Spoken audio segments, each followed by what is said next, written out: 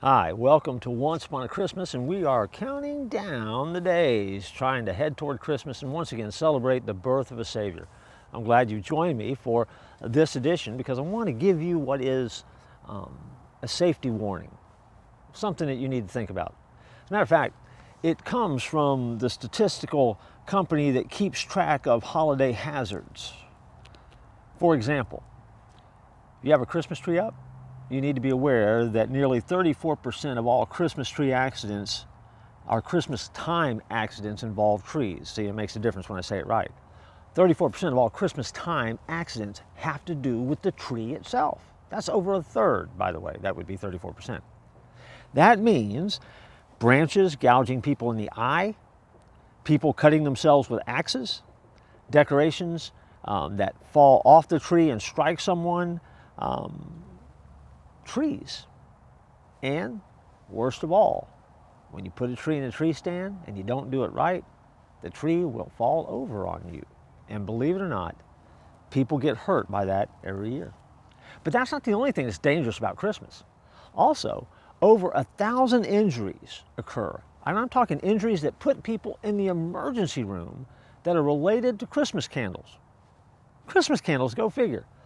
That means that you need to be very careful at the next candlelight service at church you're at. That's why I always warn you, be careful. Open flame, gotta be serious with that. But people get hurt with candles, and they do everything from igniting a tree, to igniting curtains, to burning down houses, to injuring people with just burns, but they end up in the hospital somewhere. There are over 1,000 people a year because of Christmas candles. So you have to be careful with those. Christmas lights account for about 12% of the accidents. Usually they have to do with getting bit a little bit by electricity and not handling them properly. And so be very, very careful with that. And if you need a frame of reference, watch Christmas Vacation. You can find out how dangerous they really are. Ornaments, believe it or not, over 500 children end up in the hospital every year because they bite or try to eat a Christmas ornament. A Christmas ornament.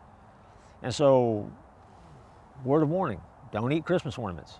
They're not good for you. They don't digest well, and they're bad for you. Unless, of course, they're those little candy canes that are really candy canes that sometimes people put on trees. I like those especially because, well, they taste really good, and especially the small ones, not the big one. Don't be a pig about it, but the small ones. Sometimes it's a nice little touch, adds a little holiday flavor. Those are okay to eat as Christmas ornaments, just to be clear.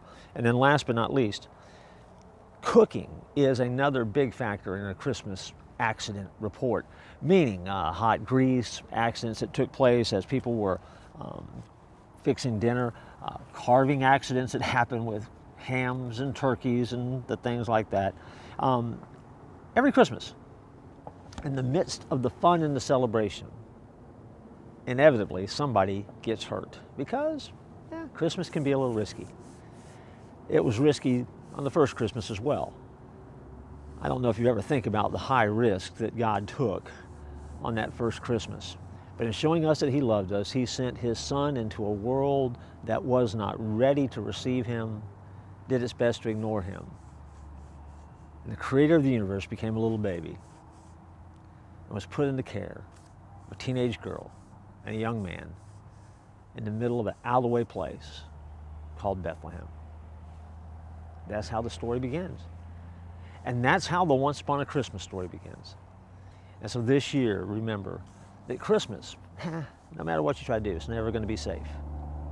But it is worth it. Always has been. How do we know that? Because God thought so. And so Once Upon a Christmas was the birth of Jesus Christ. Celebrate well this year, and I look forward to joining you for another edition next time.